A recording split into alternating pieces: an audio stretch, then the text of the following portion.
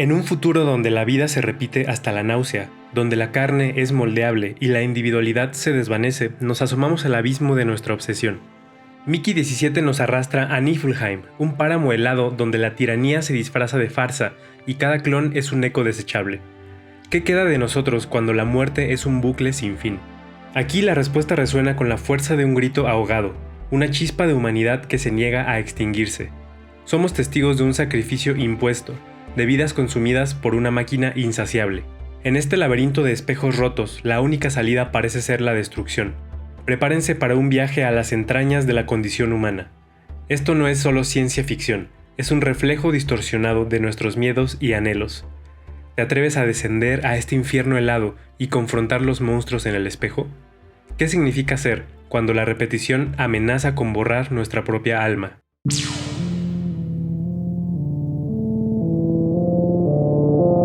Hay historias que parecen inventadas, pero resuenan demasiado cerca del alma.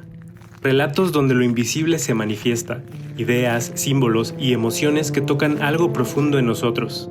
A veces creemos que es solo ficción, pero quizás sea un mensaje, una advertencia o un recuerdo olvidado. Esto es el lado invisible, un espacio donde las historias revelan lo que podría ser más real de lo que imaginamos.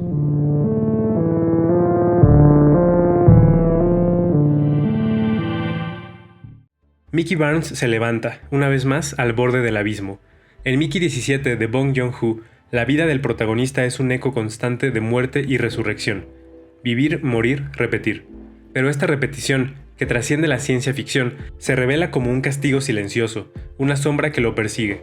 Mickey, designado como prescindible en la colonia de Niflheim, ha aceptado morir una y otra vez, para ser clonado con sus recuerdos intactos. Al principio podría parecer una forma retorcida de inmortalidad laboral, una promesa de vida eterna. Sin embargo, esta inmortalidad serial es, en realidad, una condena invisible, una prisión del ser. Como un Sísifo futurista, Mickey carga con la misma muerte una y otra vez, atrapado en un ciclo del que nadie más parece percibir el horror. Sus compañeros colonos y superiores lo tratan como una herramienta, un conejillo de indias humano destinado a caer y levantarse eternamente, sin luto ni gloria. En una escena surreal, la mano amputada de Mickey flota frente a los ventanales de la nave, tras una de sus muertes. Los colonos conversan, ajenos a ese saludo fantasmagórico, una trágica y cómica despedida de la dignidad humana de Mickey. Es como si su propia esencia se desvaneciera con cada muerte, dejando solo un eco vacío. Desde una mirada junguiana, el destino de Mickey encarna el arquetipo del eterno retorno, un héroe condenado a revivir su final una y otra vez. Cada muerte de Mickey no es solo física, sino la repetición cíclica de una misión infernal: probar toxinas, inhalar atmósferas letales, sacrificarse una y otra vez por el bien de la colonia. Es un descenso al inframundo, una y otra vez. Esa labor repetitiva le despoja lentamente de su humanidad, hasta volverlo casi invisible a los ojos de los demás. No importa cuánto sufra o cuántas veces expire gritando en agonía, su valor se mide únicamente en su capacidad de volver a empezar, de renacer para el sacrificio. La condena de Mickey es doblemente invisible. A nivel práctico, sus muertes quedan borradas por la siguiente impresión de su cuerpo, como una huella en la arena que se borra con la siguiente ola. Y a nivel moral, nadie a su alrededor reconoce el horror de esa existencia desechable. Mickey es el trabajador descartable perfecto en esta distopía, un clown trágico atrapado en la maquinaria colonial que gira sin compasión por su supervivencia. Es la sombra que nadie ve, el grito que nadie escucha. En la apertura de la película, Bong Joon-ho nos sumerge en esa espiral con un tono de farsa oscura. Hay humor en lo absurdo de la situación. La idea misma de tener en el contrato que tu trabajo es morir resulta escalofriante y ridícula a la vez. Es una broma macabra que oculta una verdad aterradora. Pero bajo la superficie de la comedia late una crítica feroz. Ser prescindible es, en el fondo, ser menos que humano. Mickey vive la pesadilla de sentirse reemplazable en sentido literal, reflejando una angustia contemporánea muy real, la de saberse una pieza intercambiable en un engranaje gigantesco. Es la sensación de ser un fantasma en la propia vida. En palabras de un crítico, la propuesta de Mickey 17 explora lo que significa ser humano cuando tu propia existencia se ha mercantilizado. La repetición compulsiva de la vida de Mickey es la deshumanización llevada al extremo, un ciclo donde cada nuevo amanecer no trae liberación, sino la amenaza de otra muerte anunciada. Es la condena de Sísifo, pero en un infierno de espejos. En esta condena invisible, cada clon despierta con los recuerdos intactos del anterior, como si el alma de Mickey quedara atrapada en una cinta de Mobius, recorriendo los mismos dolores sin fin visible. La sensación inquietante de déjà vu se convierte en su cárcel, vivir su muerte una vez más y otra vez hasta que la invisible maquinaria que lo encadena sea revelada y enfrentada. Es una danza macabra donde la muerte es el ritmo y la repetición la melodía. El mundo de Niflheim, colonizar la otredad, repetir el error. La historia se despliega en Niflheim, un planeta de hielo y bruma, cuyo nombre resuena con el reino primigenio de niebla en la mitología nórdica, un espacio liminal entre la vida y la muerte. Este mundo hostil, con sus ríos congelados y nieblas eternas, se convierte en el escenario de una nueva empresa colonial humana, en el año 2054. Es como si la humanidad, huyendo de sus propios infiernos terrestres, buscara un nuevo comienzo, solo para tropezar con las mismas piedras ancestrales en otro confín del universo. La colonia se funda con el mismo impulso que movió a viejos imperios, la sed de conquistar tierras extrañas, explotar recursos y someter a quienes las habitan. Colonizar la otredad significa, aquí, domesticar un mundo ajeno y potencialmente hostil, sin reconocer la alteridad de ese ecosistema y sus criaturas. Es la arrogancia de creer que podemos moldear cualquier cosa a nuestra imagen, sin escuchar la voz del otro. Los líderes de la expedición, Kenneth Marshall y su esposa Ylfa, encarnan esta mentalidad colonial al pie de la letra. Fantasean con crear en Niflheim un paraíso de raza pura, estableciendo su dominación sobre la fauna nativa. La terminología lo revela todo. Los seres autóctonos son degradados como creepers, siniestros o rastreros, meras alimañas en la visión de Marshall, justificando así cualquier abuso en nombre del progreso humano. Es el eco de viejos prejuicios resonando en un nuevo mundo. En Mickey 17, Bong Joon-ho traza un paralelismo mordaz con la historia colonial de la humanidad. Niflheim es tratada como un nuevo mundo que los colonos intentan civilizar, repitiendo el patrón de explotación que llevó a la devastación de ecosistemas y culturas en la Tierra. La película nos muestra que, a pesar de la tecnología futurista, los fantasmas del colonialismo siguen intactos. La soberbia de creerse dueños de la tierra y el destino ajeno. Es la misma arrogancia que ha cegado a la humanidad una y otra vez. Marshall, un político fracasado en la tierra, ve en Niflheim la oportunidad de reinar como un mesías de la colonización. En sus discursos pomposos enarbola la misión como algo noble, mientras planea en secreto el exterminio de los creepers para que nada empañe su utopía de colonos. Es la repetición del error, intentar borrar la otredad en lugar de comprenderla, silenciar la voz del diferente en lugar de aprender de ella. La atmósfera glacial del planeta y sus tormentas blancas sirven de telón para esta arrogancia humana, recordándonos quizá la frase de George Santayana: aquellos que no recuerdan el pasado están condenados a repetirlo. Aquí, la condena es que la humanidad parece no recordar las lecciones de sus propios desastres ambientales y sociales, condenada a vagar por un laberinto de espejos rotos. Niflheim, con sus páramos helados, también representa la sombra del mundo humano. Un espejo frío donde se reflejan nuestros impulsos de conquista y nuestra ceguera. Los colonos llegan necesitados de un nuevo comienzo, pero traen consigo las semillas de viejas calamidades. Bong subraya con acidez que la expedición convierte a este planeta en escenarios de las mismas desigualdades e injusticias que supuestamente dejaron atrás. La brecha de clases viaja en la nave, mientras un puñado de élite, Marshall, Ylfa y los acomodados, trazan planes en salones calefaccionados. Abajo en las entrañas del proyecto están Mickey y los trabajadores, expuestos al hielo, a los virus, a la muerte. Es la misma división que ha plagado a la humanidad desde el principio de los tiempos, proyectada ahora sobre un nuevo lienzo cósmico. La destrucción de la naturaleza por parte del hombre es un tema que la película comparte con clásicos como Nausicaa del Valle del Viento. Al igual que en esa obra de Miyazaki, donde los humanos devastan el ecosistema y despiertan la furia de criaturas gigantes, en Mickey 17 la empresa de colonización está abocada a un choque con la naturaleza local, por la soberbia de quienes creen poder someterla. Es la danza trágica entre la arrogancia humana y la resistencia de un mundo herido. Hay en Niflheim un aire de mundo antiguo y sagrado que los humanos ignoran a su propio riesgo. La elección del nombre Niflheim no es accidental. En la mitología era el reino brumoso donde moraban fuerzas primitivas, incluso la muerte misma. Colonizar Niflheim es, simbólicamente, como colonizar el inframundo, un acto de desmesura que quizás atraiga consecuencias funestas. Es profanar un templo ancestral, despertar a dioses dormidos. La otredad radical de este planeta, su clima letal, sus organismos desconocidos, representa todo aquello que la humanidad no controla. Sin embargo, en vez de humildad, Marshall y compañía responden con la repetición mecánica de la dominación. Vacunas forzadas a la biosfera, armamento, muros y un decreto implícito de que solo la vida humana importa. Es el mismo error cíclico que nos ha llevado al borde del abismo una y otra vez. Este error cíclico se manifiesta en pequeños y grandes actos. Cuando Mickey 17 es dado por muerto en una grieta, su amigo Timo lo abandona sin remordimientos porque ya lo reprimirán, priorizando un instrumento, el lanzallamas, por sobre la vida presente de su camarada. Es la lógica fría del colonialista y del corporativista. Lo otro, sea la vida de un clon prescindible o la criatura autóctona, es descartable en pos de la misión. Es la misma mentalidad que convierte a los seres vivos en meros recursos.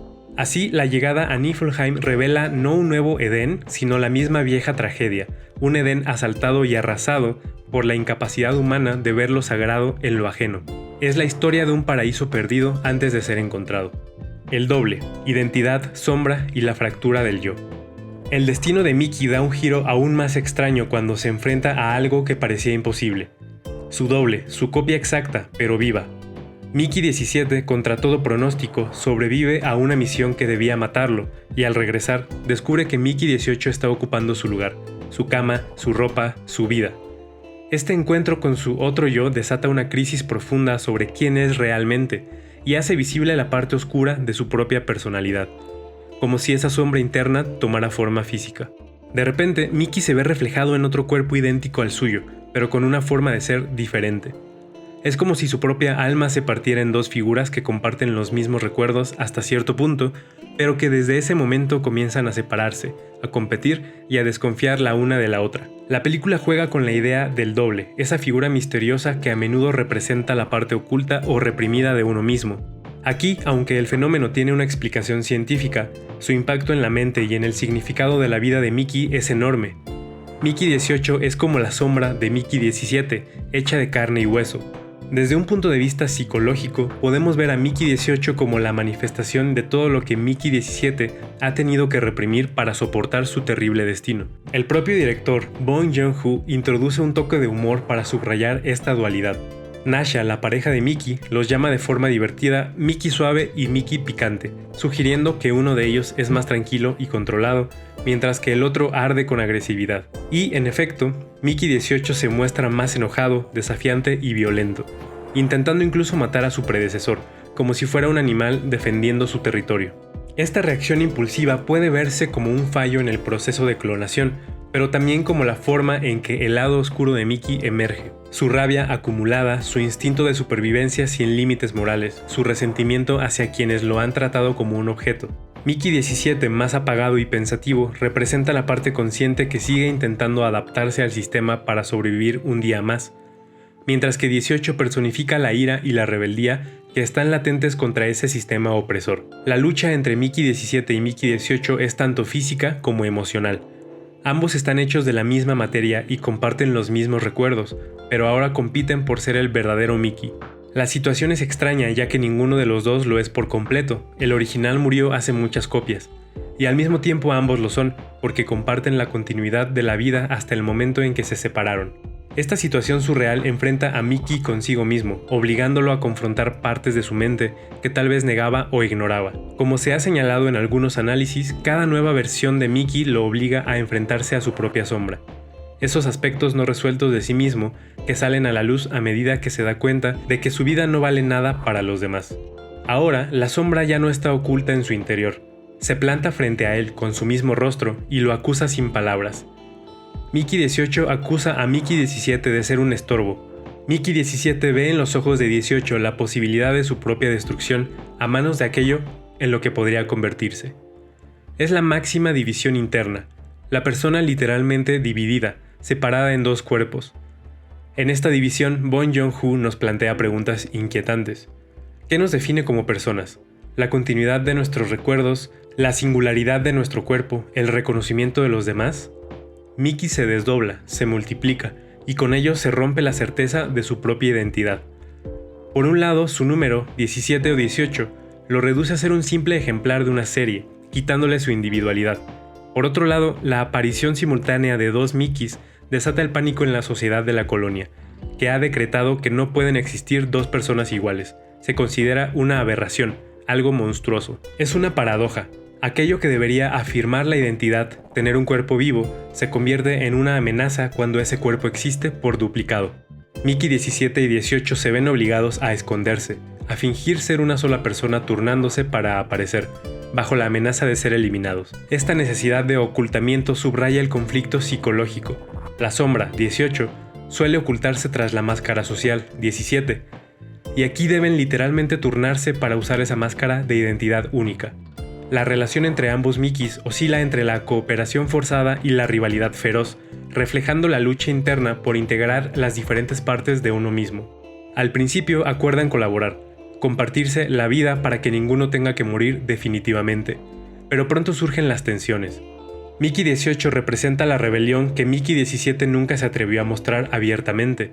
Es él quien toma la iniciativa de vengarse de Timo por su traición, e incluso planea asesinar al tiránico Marshall.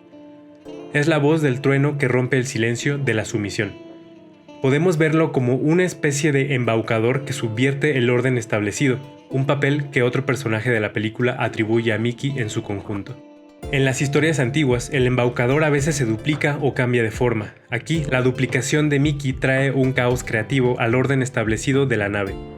Pero para Mickey 17, más moderado y cauto, su doble es a la vez salvación y condena. Gracias a 18 sigue vivo, pero por culpa de 18 su existencia pende de un hilo, sobre un abismo de incertidumbre moral. ¿Podrá confiar en su otro yo o terminará uno destruyendo al otro? La sombra amenaza con tragarse a la persona consciente. Bong Joon-ho plantea así un dilema filosófico con la apariencia de una historia de ciencia ficción. La clonación desafía nuestras ideas básicas sobre quiénes somos. Mickey 17 se ve obligado a redefinirse a sí mismo más allá de su número. Ya no es suficiente ser el que recuerda todo hasta caer en la grieta, ahora debe afirmarse como algo diferente a Mickey 18. En cierto sentido se enfrenta a la necesidad de integrarse, de unir su luz y su sombra para convertirse en una persona más completa. La división interna duele y asusta, pero es necesaria para un eventual crecimiento. A medida que avanza la historia, vemos señales de que esta integración es posible.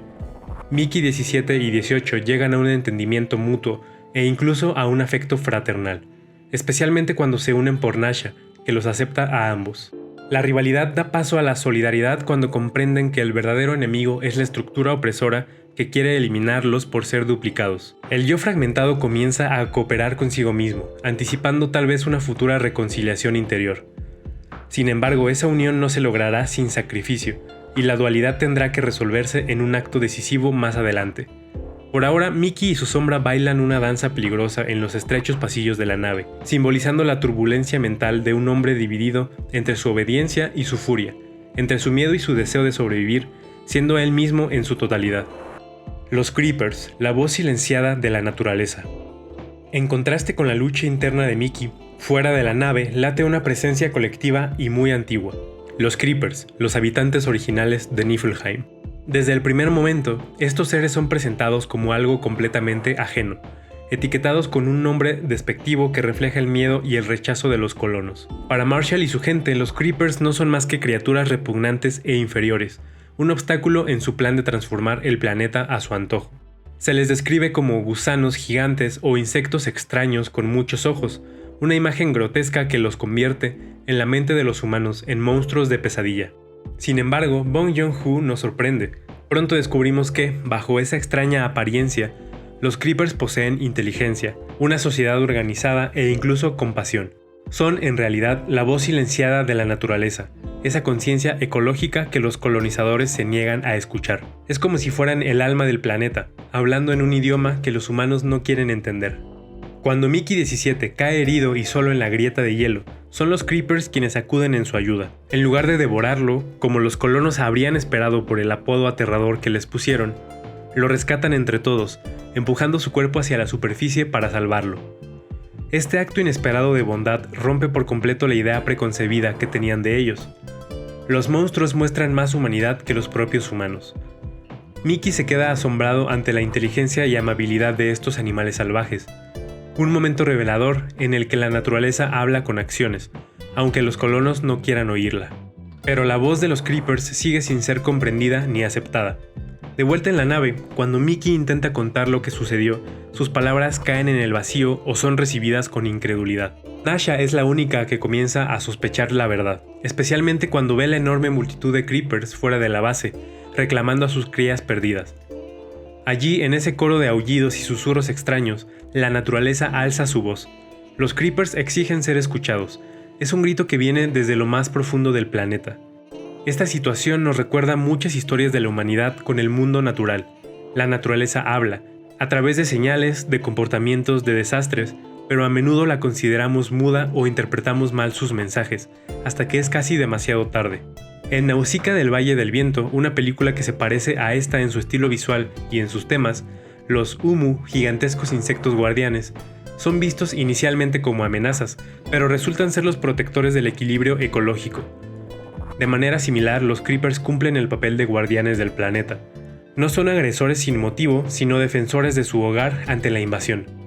Cuando Marshall captura a una de sus crías, Soko, y otra es asesinada por los humanos, Luko, las criaturas rodean la colonia pacíficamente, pidiendo que les devuelvan a su cría.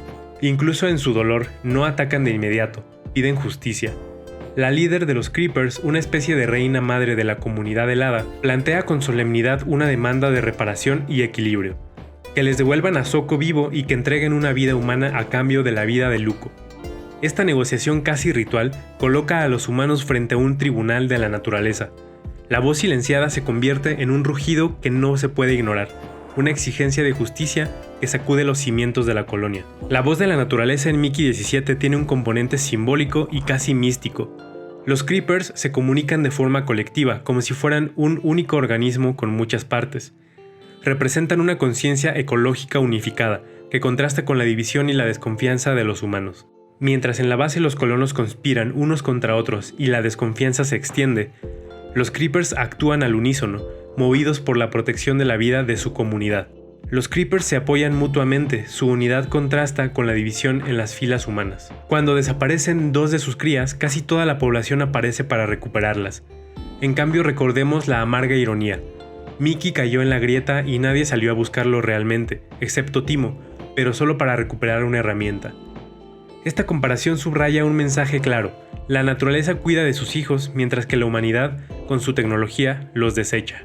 Podríamos ver a los Creepers como una manifestación del alma del mundo, esa fuerza vital que ha sido relegada y olvidada por los humanos, tachada de salvaje o peligrosa. Su regreso encierra una lección de humildad que los personajes deben aprender.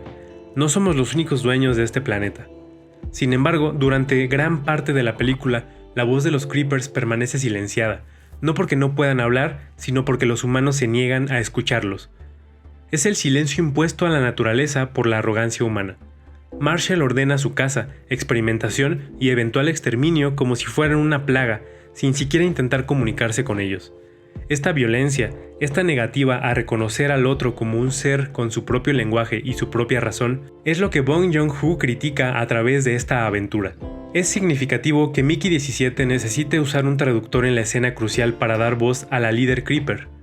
Solo en el momento en que su extraño lenguaje puede ser entendido, la verdad sale a la luz.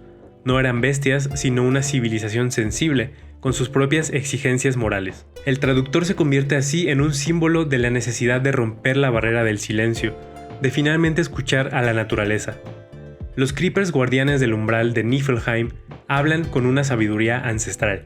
Exigen equilibrio y que se repare el daño causado por la arrogancia humana. Quieren que se reconozca que la Tierra no es solo un recurso para ser explotado, sino un ser vivo con sus propios derechos. En un nivel más profundo, los Creepers representan la idea de Gaia, la hipótesis de que la Tierra, o en este caso Niflheim, es un ser vivo que se regula a sí mismo. Su intervención para salvar a Mickey puede interpretarse como un intento de la naturaleza por reconciliarse con la humanidad, por evitar el conflicto. Pero la respuesta humana, secuestrar a sus crías, dispararles, desencadena la ira justificada de Gaia. Así, los Creepers pasan de ser una voz silenciada a convertirse en una fuerza que ya no puede ser ignorada. También representan a los pueblos originarios en tantas historias de colonización, demonizados como salvajes, portadores de un conocimiento del entorno que el invasor no comprende, y finalmente arrinconados a la violencia cuando no se les deja otra opción. Bong Joon-ho entrelaza la ecología y la colonización en estas criaturas simbólicas, mostrando cómo la destrucción del medio ambiente y la opresión de otros seres van de la mano. Finalmente la paz llega cuando los humanos, representados por Miki y Nasha, deciden respetar esa voz natural. Devuelven a Soko, ofrecen un sacrificio y reconocen la soberanía de los Creepers sobre su mundo. La naturaleza habla, la humanidad escucha, aunque a un gran costo, y solo así se rompe un silencio de miles de años. La voz de la naturaleza, callada durante tanto tiempo, resuena al fin en Mickey 17 como un llamado a la conciencia. No somos los únicos en este universo con derecho a existir, y tal vez debamos aprender a escuchar las voces que creíamos mudas antes de repetir errores fatales. Es una invitación a la humildad, a reconocer que somos solo una parte de un todo mucho mayor y más complejo. El poder grotesco, la farsa como mecanismo de control. La colonia humana en Niflheim está gobernada al principio por una especie de broma siniestra. Kenneth Marshall y su esposa Ylfa, una pareja que representa el poder grotesco. Bong Joon-ho los muestra con rasgos casi de caricatura, resaltando lo ridículo de su autoridad. Marshall es presumido, egocéntrico y cruel, un candidato a presidente fracasado que se ha autoproclamado emperador de este pequeño mundo helado. Su personalidad recuerda a la de algunos dictadores de hoy en día. Varios críticos han visto en él un parecido con Trump, un líder payaso que da órdenes absurdas con aires de grandeza. Ylfa, por su parte, es fría y manipuladora, moviendo los hilos desde la sombra con una sonrisa maliciosa, casi como una Lady Macbeth espacial obsesionada con banquetes lujosos y comidas exóticas. No por nada disfruta dándole a Mickey carne de origen dudoso durante la cena. Juntos forman una especie de monarquía de opereta, donde la pompa y el espectáculo ocultan intenciones siniestras. Bong Joon-ho acentúa lo grotesco de este poder. Marshall se cree un gran salvador, pero actúa más como un villano de caricatura, organizando competencias macabras y dando discursos llenos de palabras vacías. Es un líder que da risa, pero también miedo. ¿Por qué este tono de farsa? Porque la forma en que Marshall controla a la colonia se basa, precisamente, en el engaño y el espectáculo. Su gobierno es una actuación constante donde la verdad importa menos que la apariencia. Desde el principio establece reglas severas, como la prohibición de tener varios clones, castigado con la muerte, presentándolas como necesarias para la seguridad de todos. Sin embargo, él mismo se salta esas reglas cuando le conviene, mostrando su hipocresía. Tolera la corrupción de Timo mientras le sea útil y convierte la ejecución de los Mickeys en un juego público para su propia diversión. Esta puesta en escena alcanza su punto máximo en un episodio revelador, la farsa grotesca del concurso de colas de Creeper. Marshall, convencido por Ylfa, obliga a Mickey 17 y 18 a competir en una cacería de partes de Creeper, prometiendo que el ganador vivirá. Todo esto es transmitido como una ceremonia oficial, un circo romano posmoderno, una humillación convertida en entretenimiento noble. Con esto Marshall busca reafirmar su control, reduciendo a los Mickeys a payasos mortales en su arena, distrayendo a la colonia del verdadero problema, la rebelión de los Creepers, con un acto de crueldad legitimada. Es la farsa como herramienta de poder, banalizar el horror con una sonrisa, disfrazar la injusticia con un evento público extravagante. Marshall es un maestro de la manipulación, y la colonia su audiencia cautiva. Bong Joon-ho muestra aquí su lado más satírico y mordaz. Marshall recuerda a esos líderes autoritarios que gobiernan a través del absurdo, llenando la realidad de mentiras y espectáculos para desorientar a sus súbditos. Mark Ruffalo interpreta al personaje como un burócrata fanfarrón, que exige lealtad absoluta mientras disfraza su misión ridícula como una causa noble. Hay un momento en que su figura roza lo ridículo.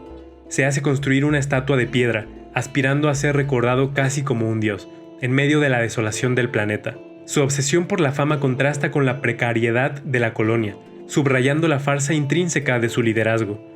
Es un rey en un basurero, un dictador de pacotilla. Ylfa, por su parte, sueña con un paraíso de pureza racial que suena a ideología fascista pasada de moda.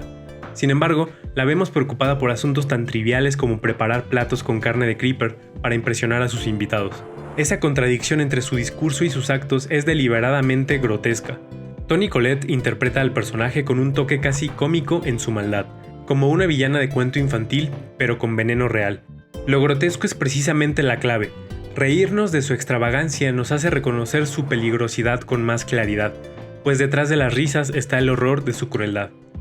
El poder de Marshall se sostiene mediante mecanismos de control bien conocidos: miedo, división, desinformación. Declara a los Creepers como enemigos absolutos, un grupo al que hay que odiar y temer, para unir a los colonos bajo su mando. Crea un ambiente de paranoia donde cualquiera que desafíe sus órdenes, como Kai cuando intenta exponer la verdad sobre los clones, es castigado. Incluso en la cena prueba su autoridad haciendo que Mickey coma algo que le causa un dolor atroz, solo para ver si obedece, y está listo para ejecutarlo con la excusa de piedad, hasta que es detenido. Es un teatro del terror. Marshall actúa como el amo de marionetas, moviendo vidas a su antojo, exagerando peligros y manipulando la percepción de la realidad. En el fondo sabe que su poder es frágil, depende de que la colonia crea en él, por eso recurre a la farsa constante para reafirmarlo. La película sugiere que, bajo líderes así, la sociedad entera participa de cierta actuación enfermiza. Muchos siguen la corriente, fingen respetar sus órdenes absurdas, ya sea por miedo o por conveniencia. Timo, por ejemplo, se beneficia vendiendo combustible como droga en secreto, pero se muestra leal a Marshall en público. Esa doblez es el resultado de un régimen donde nadie puede mostrarse auténtico. Es un mundo de máscaras, donde la verdad se esconde detrás de una sonrisa forzada. Finalmente, la farsa se desmorona cuando la realidad irrumpe. La aparición pública de los Creepers bebés en la ceremonia desmonta la narrativa de Marshall y expone su incompetencia.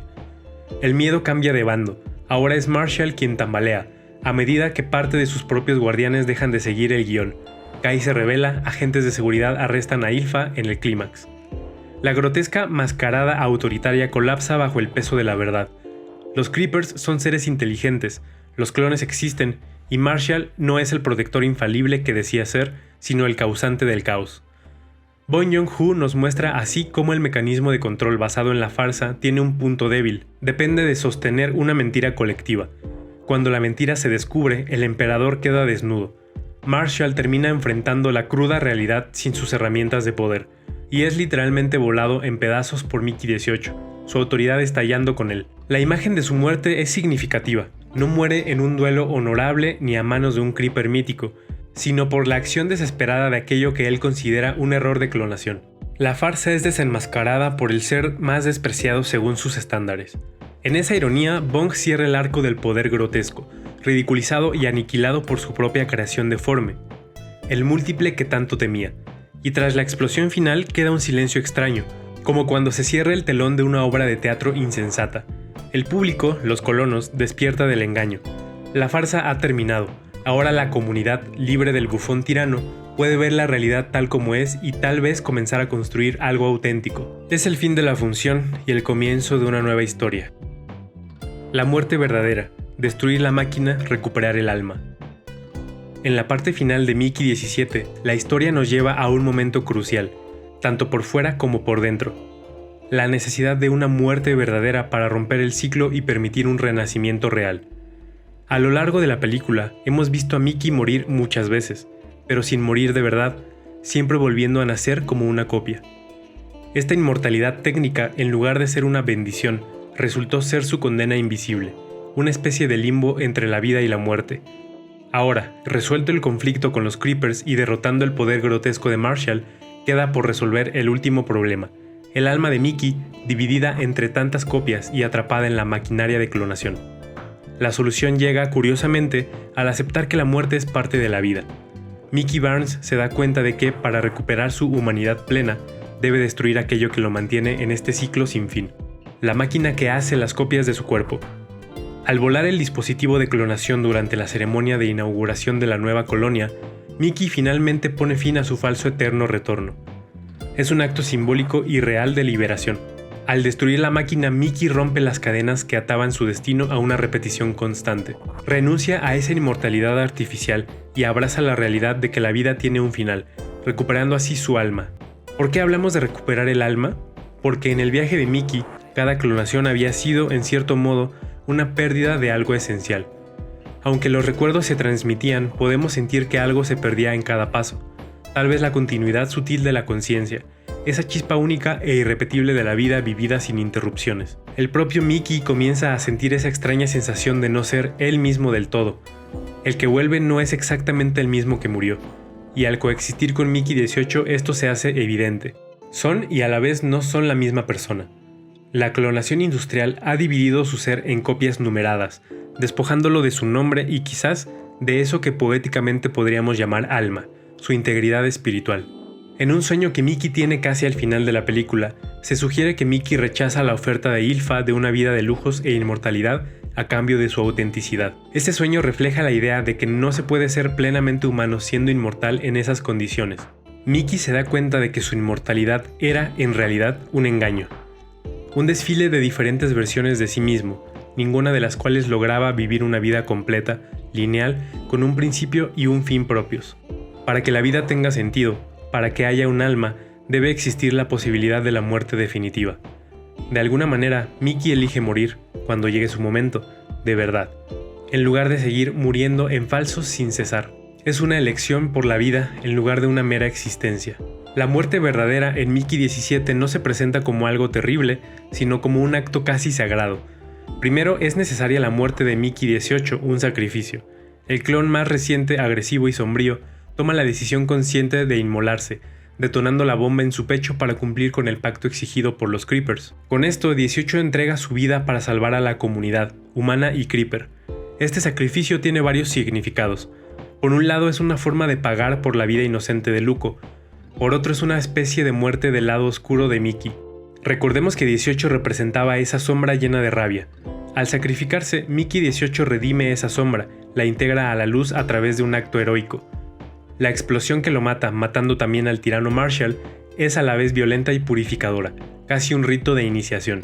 Mickey 17 siente la pérdida de su hermano clon, pero en ese dolor hay una reintegración. La parte de sí mismo que era 18 muere para que él, Mickey Barnes, pueda renacer completo. Es muy simbólico que, después de esto, Mickey deje de ser un número. En la escena final, el título en la pantalla cambia de Mickey 17 a Mickey Barnes, devolviéndole su nombre. Es un renacimiento de su identidad. Barnes vuelve a ser un individuo único, no un clon más de una serie. La destrucción de la máquina de clonación en la ceremonia de primavera marca el inicio de la nueva vida de Mickey como un ser mortal. En términos espirituales, es como destruir el objeto que mantenía su alma en suspenso. Podemos verlo como una transformación alquímica. La purificación se completa cuando Mickey rompe el ciclo, dejando atrás la repetición de sus muertes en vida y recuperando la posibilidad de una vida plena y consciente, con un alma integrada. Al destruir la tecnología que lo hacía inmortal, Mickey reclama su condición humana, con todas sus limitaciones y posibilidades. Este gesto resuena con muchas historias antiguas. En la Biblia, la caída del maná del cielo cesó cuando los israelitas llegaron a la tierra prometida, indicándoles que debían vivir de la tierra como seres mortales. En la mitología, héroes como Gilgamesh aprendieron que la inmortalidad no era el camino a la verdadera realización. Aquí, Mickey aprende algo similar. Su salvación no estaba en vivir para siempre a través de copias, sino en vivir plenamente, aunque eso signifique que su vida tendrá un final. Es, en cierto modo, un mensaje humanista. Aceptar que vamos a morir nos devuelve la dignidad y la capacidad de elegir cómo vivir. En palabras de Bong Joon-ho, esta transformación de Mickey simboliza su madurez. De hecho, el director ha señalado que la inclusión de Mickey 18 representaba alcanzar la mayoría de edad, el momento en que uno asume el control de su propia identidad. Y alcanzar la edad adulta implica aceptar responsabilidades, límites y la inevitabilidad de la muerte como parte de la vida. Así, la muerte verdadera de la que hablamos no es un momento específico en que Mickey Barnes muere físicamente, él sobrevive a la historia, sino la muerte simbólica pero muy real de su antiguo ser encadenado. Es la muerte del prescindible, del hombre número, del esclavo inmortal. Y con esa muerte simbólica su alma es recuperada. Vuelve a ser un ser completo, cuerpo, mente y espíritu unidos en una sola vida de ahora en adelante. Mickey Barnes podría finalmente vivir con autenticidad en Niflheim, amar a Nasha, construir un futuro junto a los demás colonos, y cuando la muerte llegue, será su muerte el cierre natural de su vida, no una interrupción causada por un reinicio en una cápsula fría. Ese final donde Mickey detona la máquina es sorprendentemente alegre y esperanzador. No es una tragedia, sino una liberación. Mickey recupera su identidad al destruir la máquina, poniendo fin oficial a su condición de desecho. En palabras simples, recupera su alma y su vida. La primavera que llega a Niflheim en ese momento es profundamente simbólica.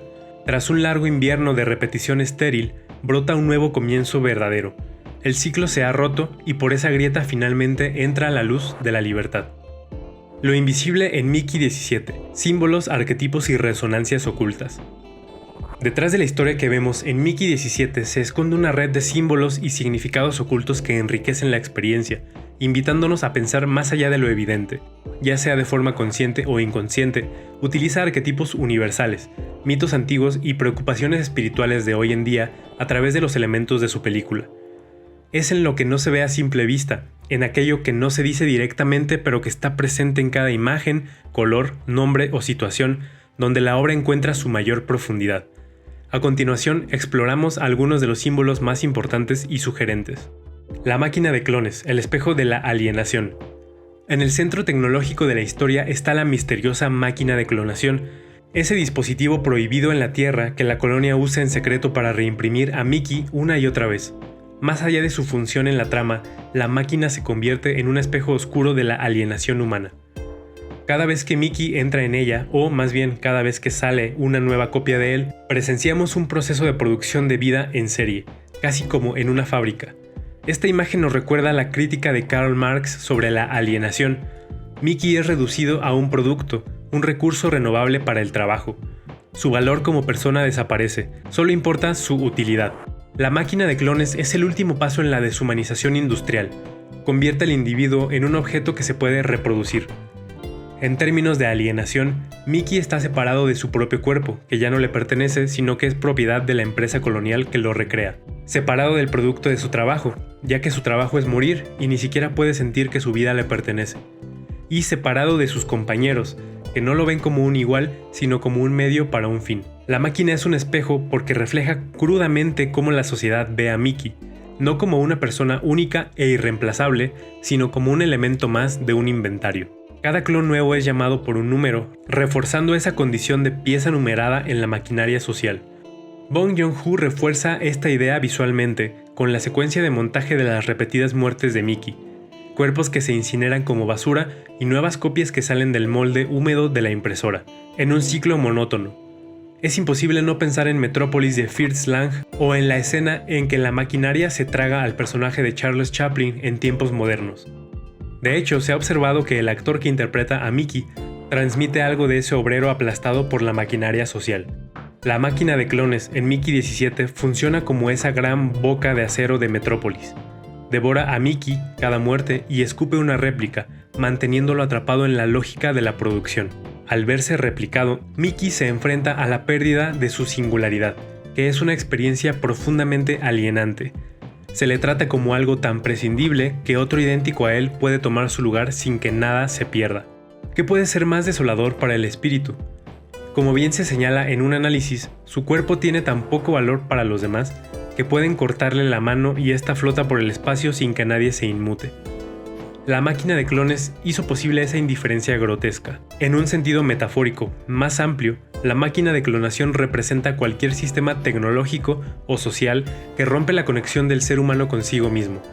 Podemos pensar en la forma en que la tecnología moderna a veces clona nuestras identidades, perfiles repetidos en redes sociales, trabajadores reemplazables, consumidores segmentados, generando una sensación de desdoblamiento y pérdida de control. Mickey, al verse reproducido, sufre lo que podríamos llamar una crisis de identidad de la era moderna. ¿Soy yo o solo una copia? ¿Qué me diferencia de mi duplicado? Si ambos tenemos los mismos recuerdos, ¿quién lleva la cuenta de mi vida? Estas preguntas surgen cada vez que la maquinaria zumba para crear un nuevo él. La alienación aquí toca lo filosófico, la separación entre el ser y la propia esencia. Mickey llega a confesar que ya no sabe si su vida le pertenece, pues otros deciden cuándo termina y cuándo comienza de nuevo. Ese sentimiento es reconocible en muchas personas de nuestro mundo que sienten que viven vidas dictadas por sistemas más grandes, empresas, gobiernos, etc., repitiendo rutinas sin propósito personal. La máquina entonces es un espejo donde nos vemos reflejados en nuestra época de reproducción tecnológica y precariedad laboral extrema. Nos muestra el peligro de convertirnos en copias de nosotros mismos, en engranajes de una maquinaria que no controlamos. El espejo de la alienación también confronta a Mickey con su propia humanidad. Inevitablemente, al verse impreso una y otra vez, podría preguntarse, ¿tengo alma o soy solo un patrón de datos restaurado en un cuerpo nuevo? Esta duda es el punto más alto de la alienación, la desconexión del individuo con su esencia espiritual. La película sugiere de manera sutil que sí había algo más, algo que la máquina no podía duplicar del todo, llamémoslo alma, conciencia profunda o identidad verdadera. Y por eso la coexistencia de 17 y 18 resulta conflictiva. Si todo fuera perfectamente copiado, dos Mickeys serían intercambiables sin problemas, pero no lo son. Hay algo único en cada persona viva que escapa al molde. Esa es la chispa de la humanidad irreductible. Sin embargo, mientras la máquina exista, esa chispa seguirá en peligro, amenazada con ser absorbida por el proceso de producción en serie. De ahí la urgencia simbólica de su destrucción final. Romper el espejo para que Mickey deje de verse como un producto alienado y pueda verse como un ser completo. En ese momento liberador, la alienación termina y llega la reconciliación de Mickey consigo mismo, que comentaremos más adelante. La máquina, como todo espejo oscuro, debía romperse para liberar al espíritu atrapado en su reflejo. El número 17, la numerología de la transformación. El título mismo de la película nos presenta un símbolo, 17, el número que acompaña el nombre de Mickey. En una historia tan centrada en repeticiones y ciclos, este número no es una casualidad, tiene un significado simbólico que sugiere transformación y cambio. En la cultura popular reciente, la frase vive, muere, repite podría haber evocado la idea de un ciclo sin fin, pero Bong Joon-ho decide señalar un número concreto, Mickey 17. Esto marca desde el principio que la 17ª versión de Mickey será crucial, y en efecto es Mickey 17 quien rompe el patrón, quien sobrevive cuando debería morir, desencadenando todos los eventos de la película. ¿Qué tiene de especial el 17?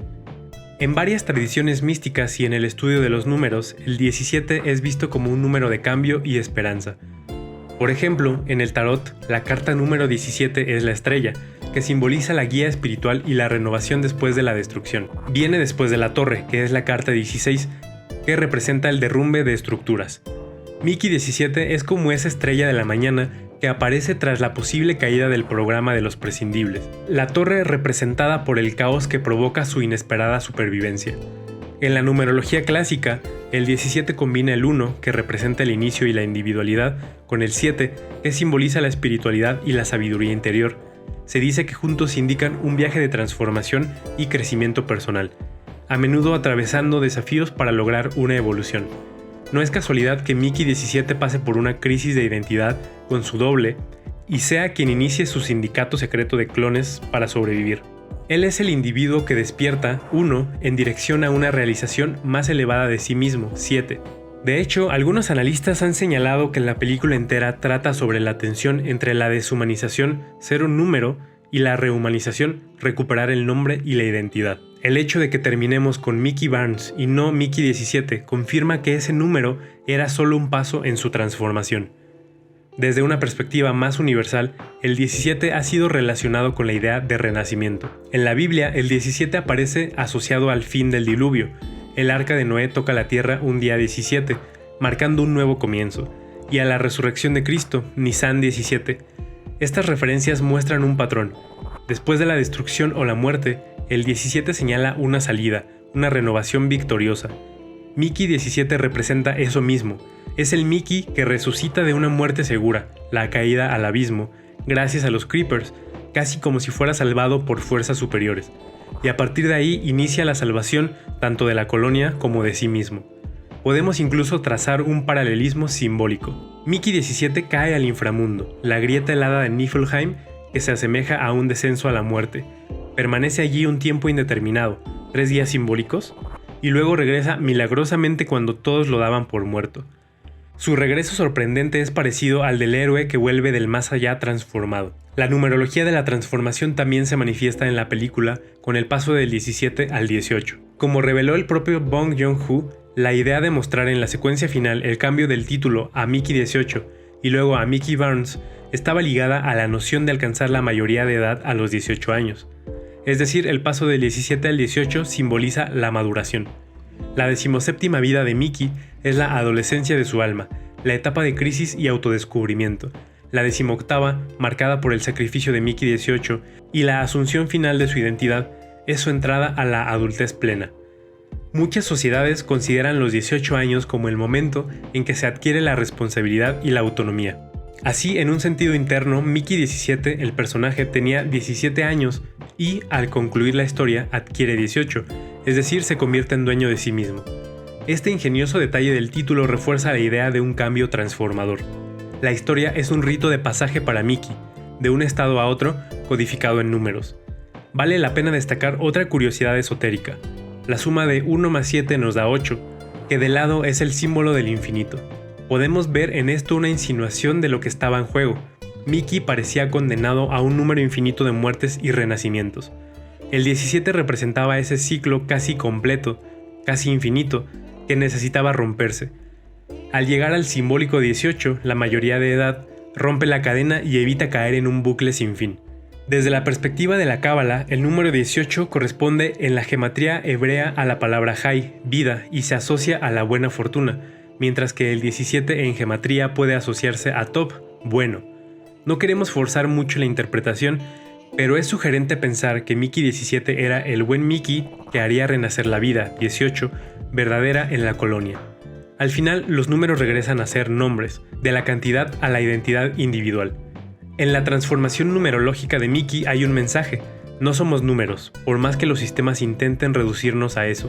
El viaje de Mickey a través del número 17 nos recuerda simbólicamente que cada ser humano tiene un camino único de transformación que va más allá de las etiquetas numéricas o utilitarias. Cuando él rompe la prisión del número, todos rompemos con él, en cierta medida, nuestras propias cadenas invisibles. Los Creepers como guardianes del umbral. En muchas historias antiguas y en relatos sobre lo oculto, cuando un héroe se aventura más allá de lo conocido, aparecen figuras que cuidan el límite entre mundos, los guardianes del umbral. Estos seres suelen ser temibles a primera vista, a veces monstruosos, y su función es poner a prueba al valiente, desafiar su coraje, su pureza de intención o su entendimiento, antes de permitirle seguir adelante o entregarle un regalo. En Mickey 17, los Creepers cumplen precisamente este papel. Son los guardianes del umbral de Niflheim, las entidades que habitan el espacio entre dos mundos, la superficie helada, las grietas subterráneas, separando el territorio seguro de los humanos, la nave colonia, del vasto misterio del planeta. Al principio se presentan como una barrera.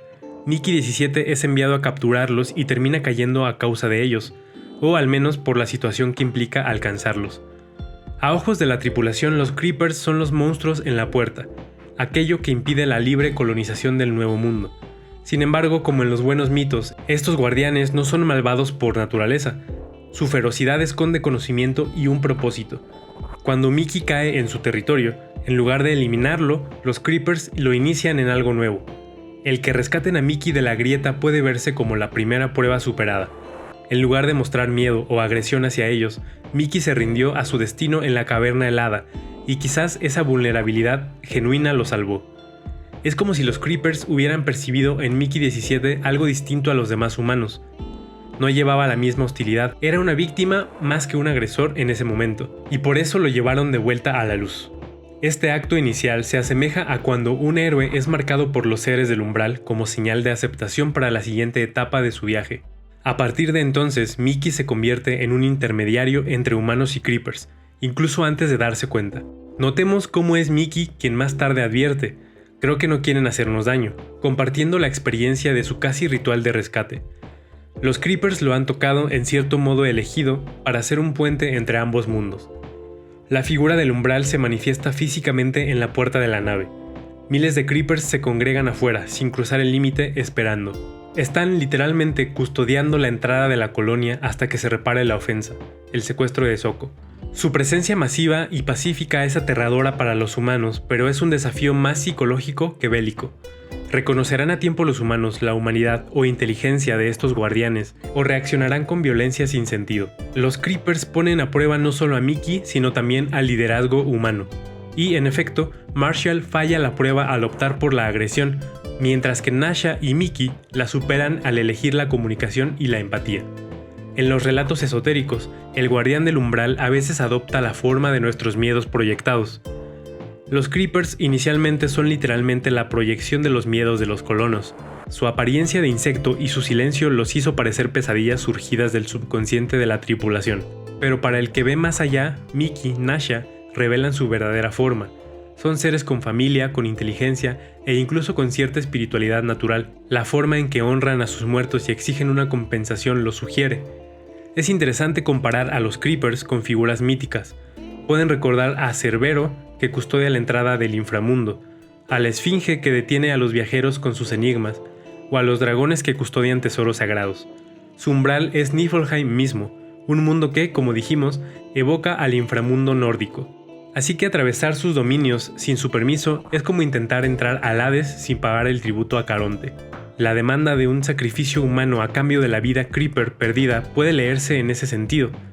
Para que los humanos crucen el umbral hacia la coexistencia pacífica en Niflheim, debían ofrecer algo de sí mismos, un sacrificio, demostrando arrepentimiento y respeto. Solo tras esa prueba superada se abre la puerta a la paz. Mickey XVIII realizando ese sacrificio es como el héroe que se ofrece al dragón para salvar a su pueblo, o la doncella que se entrega a la bestia del bosque para calmarla. Pero aquí, notablemente, la bestia es justa, no pide una víctima inocente, sino al responsable de la ofensa, Marshall. Al final, Marshall muere a manos de Mickey XVIII, pero esa muerte satisface a los Creepers, cumpliendo la condición mística. El umbral queda abierto y se puede cruzar. En términos psicológicos, podemos ver a los Creepers custodiando el umbral de la transformación interior de Mickey, hasta que él no se enfrente a lo radicalmente diferente, haciendo contacto con ellos, entendiéndolos, no podrá trascender su condición inicial. Son un espejo de la sombra colectiva para Mickey. Al reconocer su valor, son inteligentes, tienen sentimientos, Mickey amplía su propia humanidad. Se conecta con la empatía hacia el otro, un paso esencial en cualquier desarrollo espiritual. En la tradición de Carl Jung, encontrarse con el guardián del umbral suele preceder al encuentro con el sí mismo, la totalidad del ser. Tras lidiar con los Creepers, Mickey efectivamente se encamina a integrar su yo. Justo después viene la resolución con su doble y la destrucción de la máquina. Así que estos seres funcionan a nivel externo e interno como guardianes de un pasaje, planteando desafíos cuya superación conduce a un nuevo estado de conciencia. Al final, cuando humanos y Creepers celebran la primavera juntos, sabemos que el umbral ha sido cruzado exitosamente. La división entre colonos y naturaleza se ha disuelto, y un nuevo territorio simbólico de unión se ha inaugurado. El sacrificio como rito iniciático.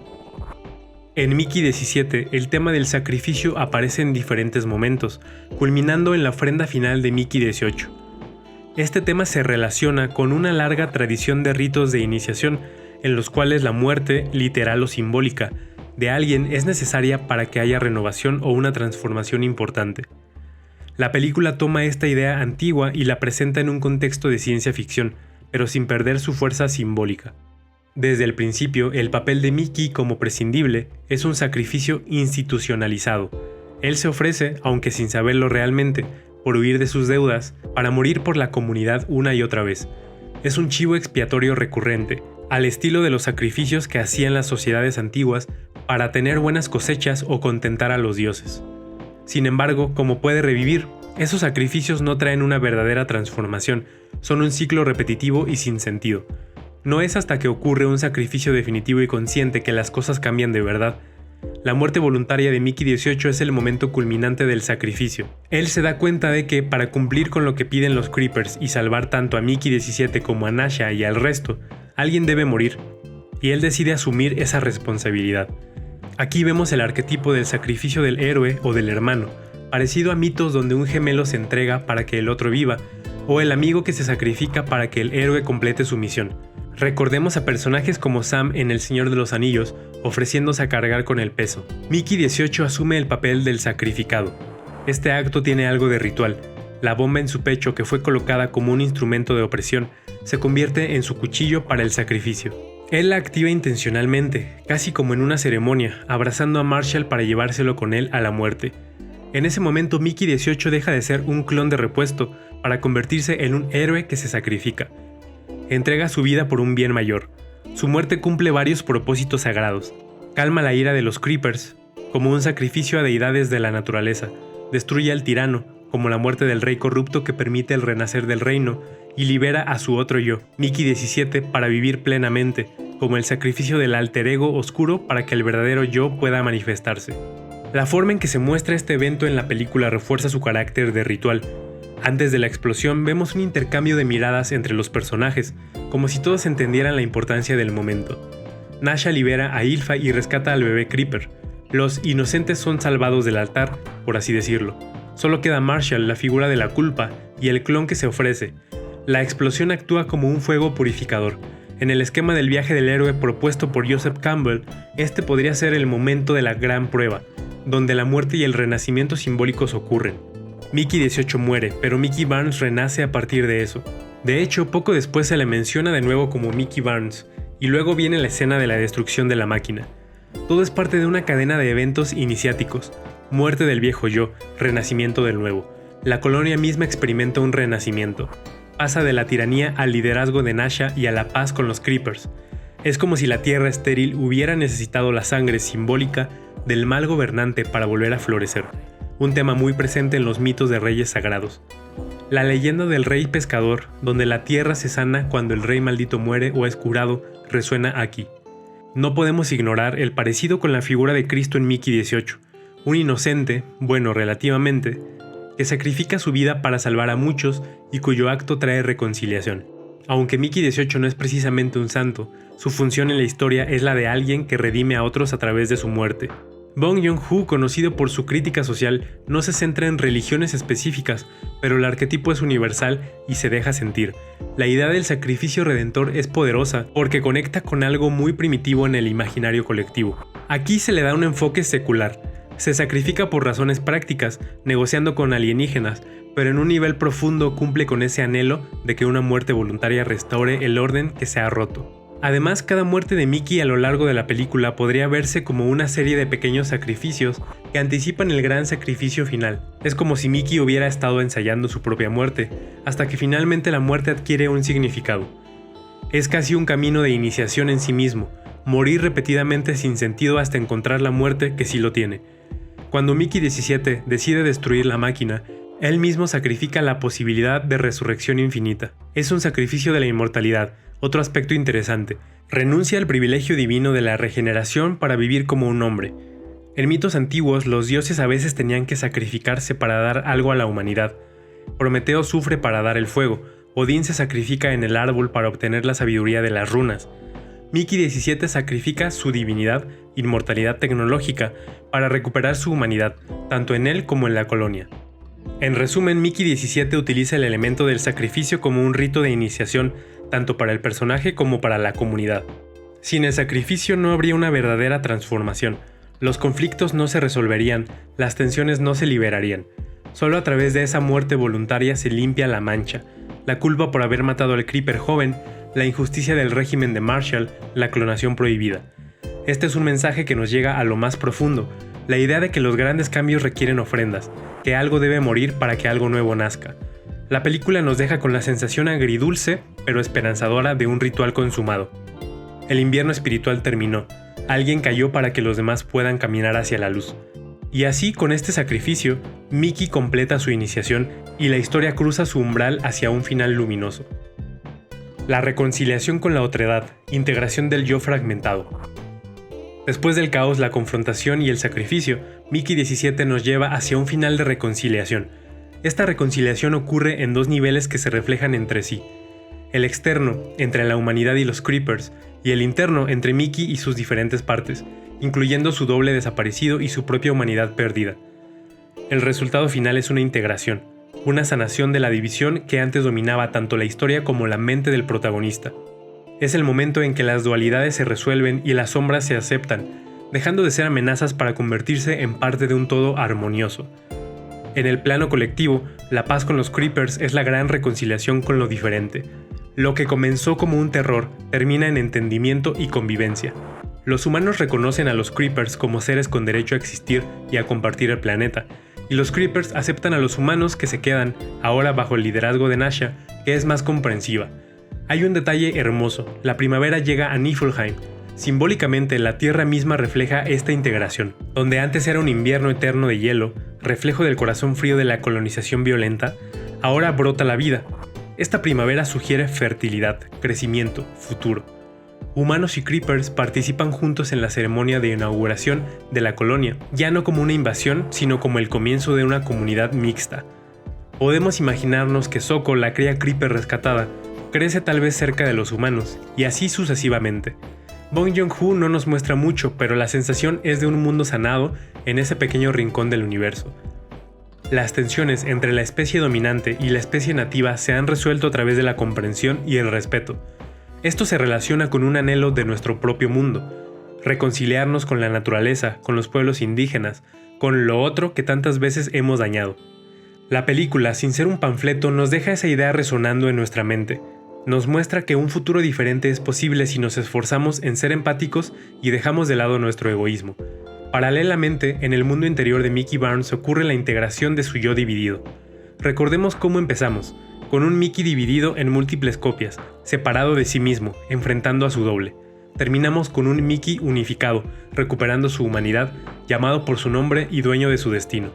La ausencia de Mickey 18, en lugar de dejar un vacío, parece integrar su memoria y su ejemplo en Mickey 17. Es como si, al morir, Mickey 18 se uniera a la mente de Mickey Barnes. Ahora ya no hay una lucha interna, sino un recuerdo querido y una nueva fuerza interior. Mickey Barnes carga con las experiencias de todas sus vidas pasadas, y por primera vez puede asimilarlas sin la amenaza de morir de nuevo y dividirse aún más. El haber roto el ciclo le permite unificar su identidad completa. El psicólogo Carl Jung describió este proceso como la integración de las diferentes partes de uno mismo, lo consciente, lo inconsciente, la sombra, lo femenino y lo masculino, etc., en un ser completo. Aquí vemos algo parecido. Mickey integra su sombra, representada por Mickey 18, cuya agresividad se convierte en determinación serena en Barnes. Integra su lado femenino. Nasha, su compañera, ya no es alguien a quien teme perder por su condición, sino su igual con quien lidera. Integra lo que es ajeno a él. Su respeto por los Creepers refleja su aceptación de lo no humano en sí mismo también. Tal vez su propia parte animal o instintiva que había sido negada en su vida alienada. Esta integración se simboliza claramente cuando Mickey destruye la máquina y recoge los restos de su antigua etiqueta numérica. Es un acto de reintegrar su historia. Todas esas muertes no fueron en vano, lo condujeron a este punto. Ahora puede mirar hacia atrás y reconciliarse consigo mismo. Ya no hay rechazo ni miedo hacia sus otras versiones. De hecho, la ceremonia final es como si honrara a los Mickey caídos al terminar con el programa de prescindibles. Es un cierre de ciclo consciente. Podemos pensar que Mickey Barnes llevará consigo el legado de Mickey 18, valentía y rebeldía, el humor y la fortaleza de Mickey 17, la humildad de Mickey 1 y 2 y todo lo que aprendieron los primeros al tener que morir una y otra vez. Toda su multiplicidad interior se une de nuevo en la identidad de Barnes. Se reconcilia con su pasado, perdona a Timo. En la película, Timo y Mickey hablan después de todo, y parece haber un perdón implícito cuando Mickey lo ve testificar contra el usurero. E incluso con Kai, que aunque lo traicionó, cumplió su papel en la historia. Esa capacidad de dejar atrás los rencores indica que Mickey ha alcanzado una estabilidad emocional. Ya no está dividido ni roto. También hay una reconciliación entre Mickey y la comunidad humana. Antes él era alguien útil pero no considerado como parte integral del grupo. Al final, con Nasha como líder, Mickey Barnes ocupa un lugar de dignidad en la colonia. Lo vemos junto a ella en la ceremonia. Ha sido integrado al colectivo como una persona plena, sin el estigma de ser prescindible. Esto refleja en el exterior su integración interior. Cuando uno se acepta a sí mismo, el mundo también suele encontrarle un lugar más auténtico. Mickey ya no se ve a sí mismo como menos que los demás, y los otros tampoco. La división entre yo y los demás también se cura. Finalmente podríamos aventurar una interpretación espiritual. La integración con lo que es ajeno a uno incluye a la naturaleza y a lo divino. Mickey reconecta con la naturaleza, simbolizada en su alianza con los Creepers y la llegada de la primavera. Al hacerlo, integra dentro de sí la conexión con algo trascendente que la naturaleza representa. En muchas historias, el héroe, al reconciliarse con la tierra o con los monstruos, en realidad se reconcilia con Dios o con el todo, porque reconoce que no está separado de la creación. Aquí, la alianza con los Creepers sugiere que Mickey y los colonos han encontrado su lugar en el orden natural de Niflheim, en lugar de imponerse a él. Esa humildad es una integración del ego humano en un contexto mayor de la existencia. Así, Mickey 17 nos lleva a un punto donde todas las dualidades planteadas han sido superadas. Humano alienígena, clon original, civilización naturaleza, opresor oprimido. No es que las diferencias desaparezcan, sino que dejan de ser motivo de conflicto. Se encuentra un equilibrio. Lo que antes se temía y rechazaba se convierte en parte de un nosotros, y el yo, antes dividido y separado, se vuelve uno consigo mismo. Es un final que resuena esperanzador y casi utópico, pero Bong Joon-ho lo representa con sutileza, sin excesos sentimentales, lo cual lo hace más poderoso. Nos deja con la intuición de que esta reconciliación era el verdadero viaje invisible detrás de la acción, un viaje hacia la unidad perdida. En la historia personal de Mickey, esta reconciliación es la conquista de su alma, En la historia colectiva es la conquista de la armonía con el otro. Ambas convergen en esa apertura luminosa que se abre al final, una grieta por donde entra la luz de una nueva conciencia.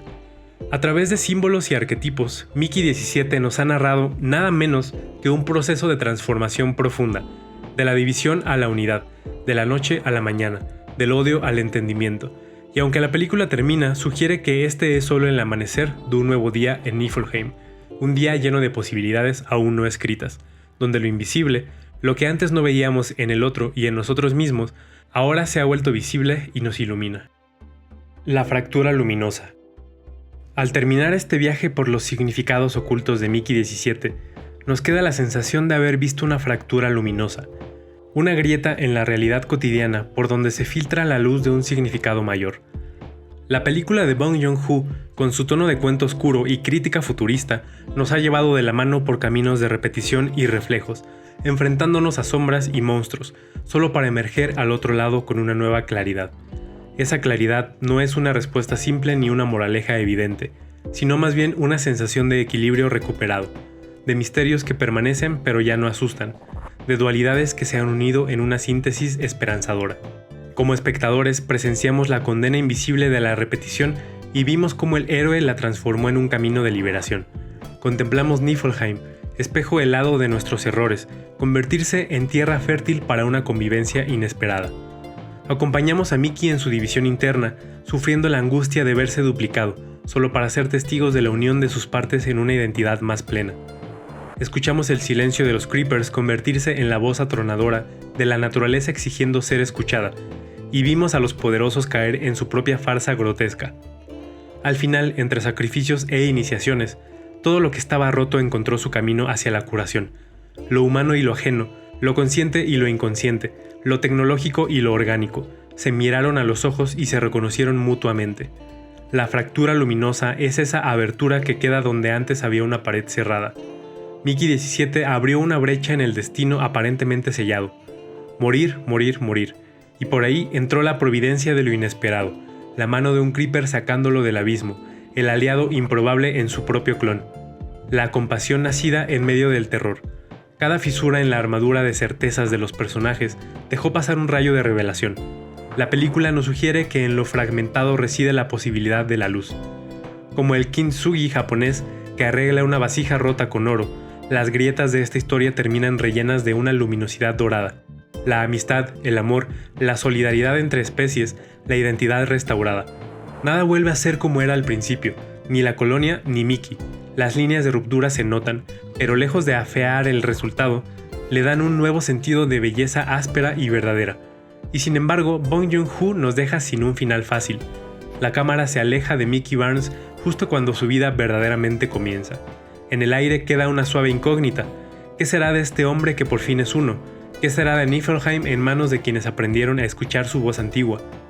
Las respuestas no importan tanto como la atmósfera de posibilidad que impregna los últimos fotogramas.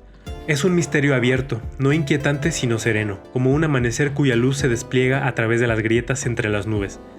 La fractura luminosa es, en el fondo, la victoria de lo invisible sobre lo concreto de la trama.